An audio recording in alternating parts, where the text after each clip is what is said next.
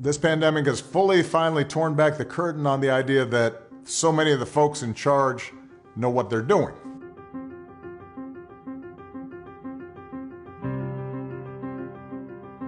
You're going to have to grow up faster than some generations.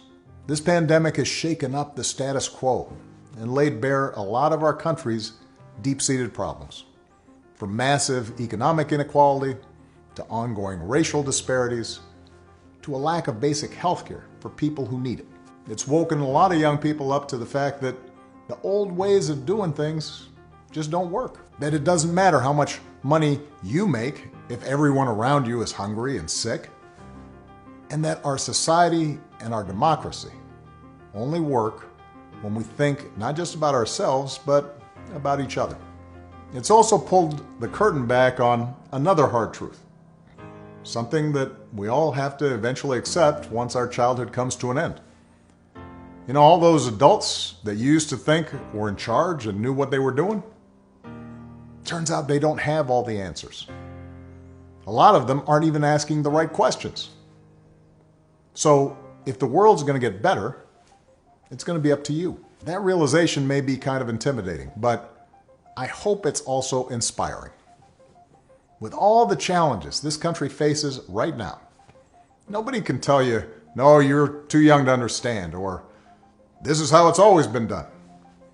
Because with so much uncertainty, with everything suddenly up for grabs, this is your generation's world to shape. Since I'm one of the old guys, I won't tell you what to do with this power that rests in your hands, but I'll leave you with 3 quick pieces of advice. First, don't be afraid. America's gone through tough times before. Slavery, civil war, famine, disease, the Great Depression, and 9/11. And each time, we came out stronger. Usually because a new generation, young people like you, learned from past mistakes and figured out how to make things better. Second, do what you think is right. Doing what feels good, what's convenient, what's easy, that's how little kids think.